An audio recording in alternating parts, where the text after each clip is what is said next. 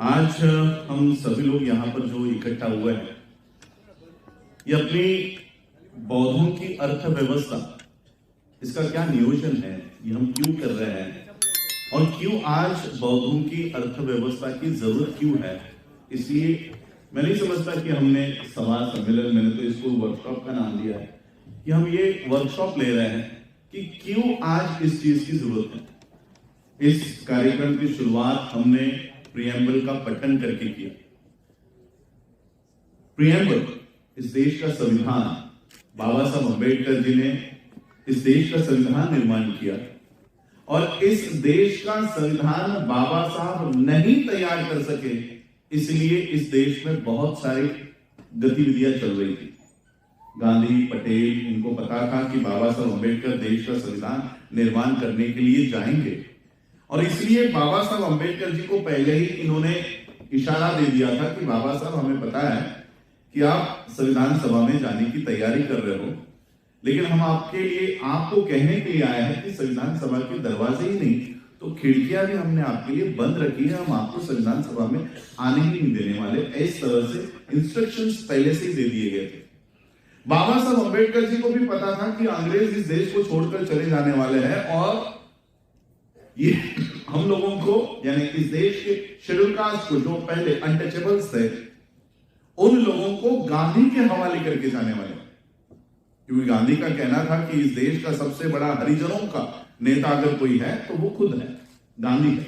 वो हमें अछूत नहीं कहता था, वो हमें अनटचेबल्स नहीं कहता था, शेड्यूल कास्ट नहीं कहता था, हरिजन कहता था। हरिजन, हरिजन का मतलब उनके जो भी उनकी राइटिंग्स है उसमें ये लिखा हुआ है कि हरि के जन। हरि कौन? तो विष्णु, और विष्णु के कौन? ये नाजायज औलाद है, विष्णु के हम लोग नाजायज औलाद है। ये हरिजन का डेफिनेशन। बाबा साहब अम्बेडकर जी ने पहले हमें इस हरिजन शब्द से बाहर निकाला। अंग्रेजों के सामने हमारे लिए एक अलग वर्ड बाबा साहब ने यूज किया और वो था depressed classes. These are the depressed classes, these are the oppressed masses, these are the outcast, वर्ण भाइयों लोग। तो ये बाबा साहब ने टर्म्स यूज किए और अंग्रेजों को ये बता दिया कि गांधी हमारा नेता नहीं है। और इसलिए बाबा साहब अम्बेडकर जी ने संविधान सभा का गठन होने से भी पहले एक किताब लिखी और ये किताब का टाइटल है What Congress and Gandhi have done to the untouchables।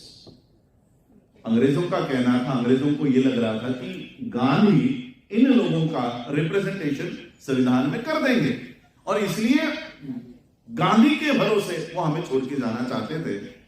बाबा साहब ने किताब लिखकर अंग्रेजों को बताया कि जिनके भरोसे पर तुम हमको छोड़कर जाना चाहते हो, उन्होंने हमारे लिए क्या क्या किया है, ये सारा ब्यौरा मैं आपको दे रहा हूं। और किताब लिखी what Congress and Gandhi have done to the untouchables. अंग्रेजों को पता चल गया कि गांधी और कांग्रेस हमारा संगठन नहीं है, हमारा नेतृत्व नहीं है।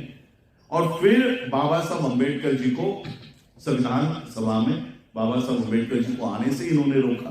फिर भी बाबा साहब पश्चिम बंगाल से चुनाव जीतकर वहां पर गए और बाबा साहब अम्बेडकर जी ने सिर्फ देश का ही नहीं, पूरे विश्व का सबसे बढ़िया, सबसे उत्कृष्ट संविधान इस देश को बनाकर बाबा साहब अम्बेडकर जी ने अर्पण करके दिया। बाबा साहब अम्बेडकर जी ने वो दिया। अब हमने यहां पर प्रियम्बल का पठन किया है। ये बातें मैंने आपको इसलिए बताई, क्या बाबा साहब अम्बेडकर इस देश के संविधान सभा में क्या खुद के लिए जाना चाहते थे? इसलिए तो बाबा साहब ने किताब लिखी ना कि what Congress and Gandhi have done to the untouchables. मेरे लिए क्या किया नहीं, अछूतों के लिए इन लोगों ने क्या किया है, बाबा साहब ने वो किताब लिखी। और इसलिए इस देश के संविधान सभा में बाबा साहब अपने खुद के लिए नहीं जाना चाहते थे, अपने समाज के लिए जाना चाहते थे और फिर अपने देश के लिए जाना चाहते थे कि हमारा रिप्रेजेंटेशन क्या होगा, आने वाले संविधान में हमारी बातें कहां होंगी। और इसलिए बाबा साहब संघर्ष कर रहे थे। बाबा साहब संविधान सभा में गए और बाबा साहब ने वो संविधान निर्माण किया। और प्रियम्बल, जो प्रियम्बल है, ये समरी है उस संविधान की कि संविधान क्या काम करेगा। इसलिए हमने वो शुरुआत वहां से की कि प्रियम्बल पढ़वाओ लोगों को, कि हमें पता तो चले कि संविधान किस लिए है। ये संविधान किसी अल्लाह ने, गॉड ने, भगवान ने नहीं दिया है, ये हमने ही हमको दिया हुआ है। आम्ही भारताचे लोग, we the people of India, we are giving the constitution to our self only. तो हमने ये संविधान हमारे लिए ही क्यों दिया है? Justice, equality, fraternity and liberty. तो जस्टिस किस चीज का, किस चीज के जस्टिस के लिए, किस चीज के न्याय के लिए बाबा साहब अंबेडकर जी ने हम ही लोगों को हमें संविधान निर्माण करके दिया है? सामाजिक, आर्थिक और राजनीतिक न्याय।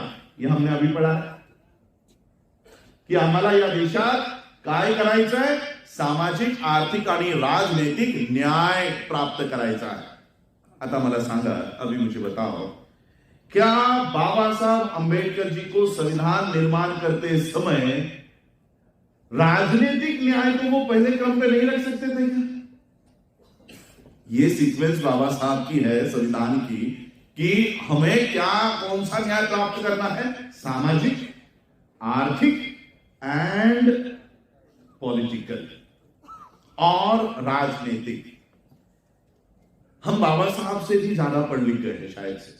हमने राजनीतिक को पहले क्रमांक पे लेकर आ गए, सामाजिक का पता ही नहीं, आर्थिक के ऊपर हमने देखा ही नहीं। यानी जस्टिस की लड़ाई हम लड़ रहे हैं इस देश में, हमने सामाजिक न्याय की लड़ाई नहीं लड़ी, हमने आर्थिक न्याय की लड़ाई नहीं लड़ी। हम सभी लोग क्या लड़ रहे हैं? राजनीतिक न्याय चाहिए। हम लोगों को राजनीतिक न्याय चाहिए।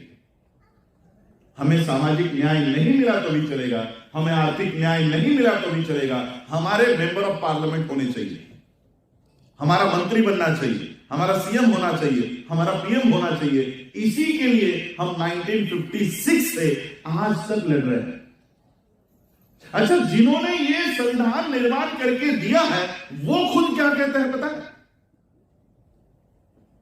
जिनके लिए हम राजनीतिक न्याय की लड़ाई लड़ रहे हैं, जिनका फोटो लगाकर राजनीतिक न्याय की लड़ाई लड़ रहे हैं, उनका खुद का राजनीति के लिए क्या क्या उनके विचार है पता है आपको? 1956 के बाबा साहब के 18th वॉल्यूम को पढ़ लीजिएगा आप लोग। कंक्लूजन में बाबा साहब क्या कह रहे हैं? बाबा साहेबांचं मराठी भाषण है। बाबा साहब मराठी में कहते हैं, राजकारण तुम्हाला प्रिय असेल, मला नाही, मला धम्म अधिक प्रिय है।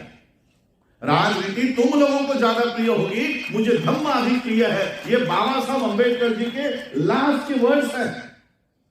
हमें तो धम्म पता ही नहीं है। बाबा साहब अंबेडकर जी के महापरिनिर्वाण होने के बाद हम जो राजनीति में लगे हुए हैं वो आज तक लगे हुए हैं। एंड मैं आप लोगों को कॉन्ग्रेचुलेट करना चाहता हूं, अभिनंदन करना चाहता हूं आप लोगों का कि आज इस देश में राजनीति के तौर पर सबसे ताकतवर समाज अगर कोई है तो वो हम हैं।